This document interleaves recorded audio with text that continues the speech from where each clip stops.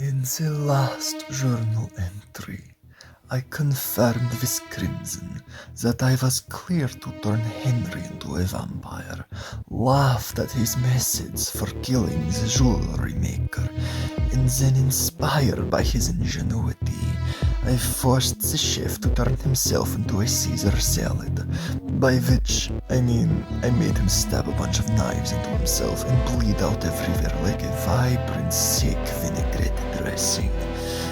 At the train station, surely traumatizing everyone who witnessed this.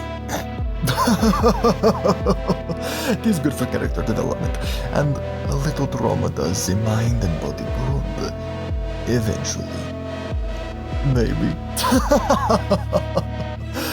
Oh, funny. Now only 12 guests still breathe. But I don't feel like killing right now. Perhaps someone else will do it for me.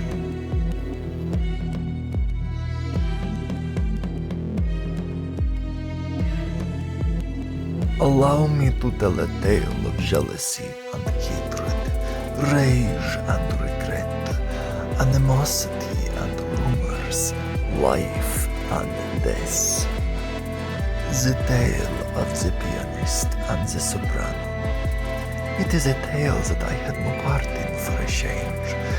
Well, at least not directly, but I did decide to put them in rooms next to each other. Oh, silly me. But again, I certainly won't mourn them.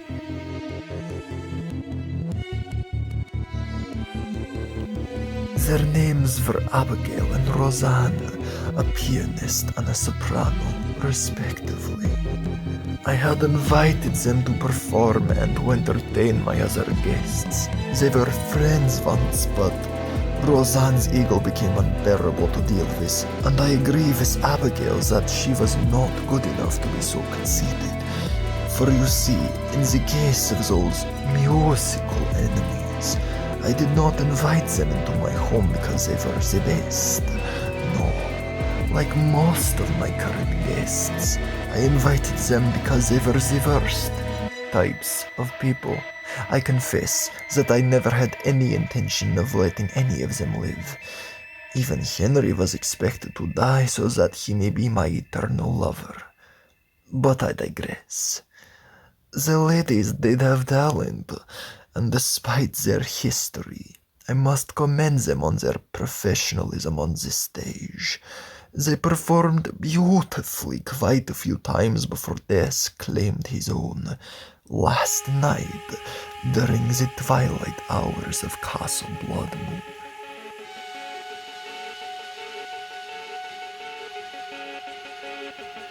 Rosanne lay awake, too consumed by rage and jealousy to enter dreamland, and so she made her way to the kitchens for a snack. One of my servants gladly accommodated her, and she was friendly and polite except for sneaking a knife when the servant wasn't looking, that rude bitch. She ate her food with gratitude and said it was delicious before she made her way back to the door of Abigail's room. There was a brief moment of hesitation before she quietly entered the room and closed the door behind her with a soft click.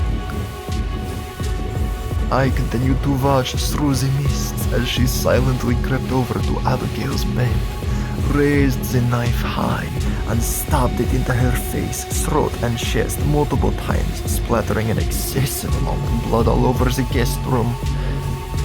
After killing Abigail before she could even realize what was happening.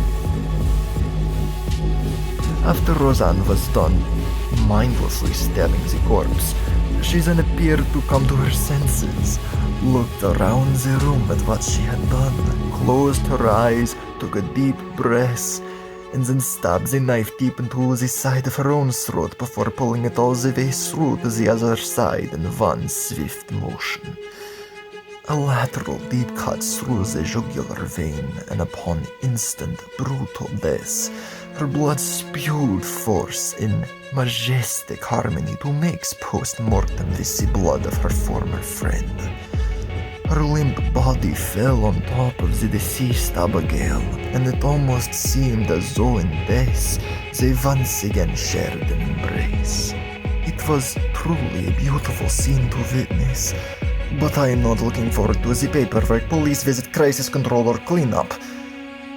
Oh well, that is all a problem for tomorrow. Prior to this fiasco, I invited Henry into my bedchambers. Again, this was not the first time, nor the last time, but I am a gentleman and we go at his pace. Tonight, I told him that I was a vampire, and before he could laugh it off, I protracted my fangs and claws and allowed my eyes to turn crimson red. He looked scared for a moment, but I promised him I would not hurt him, unless he wanted me to. He chuckled at this shameless flirtation, and oddly enough, he seemed even more aroused after seeing that side of me.